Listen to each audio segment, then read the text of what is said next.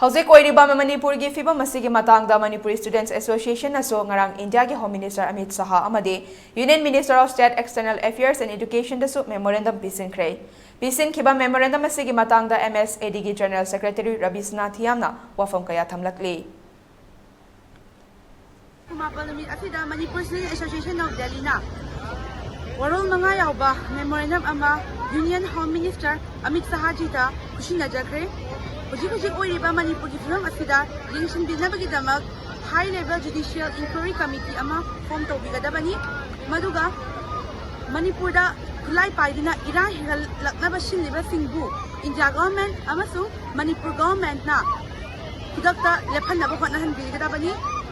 aduga akhoi hana oiramba Manipur gi oiramyu fibamduda hanjalaknabagidama miyam praja pulakna aduga loina na Manipur government amasung India government na Shinaraga Kuplam na hana yung halak minaba panamina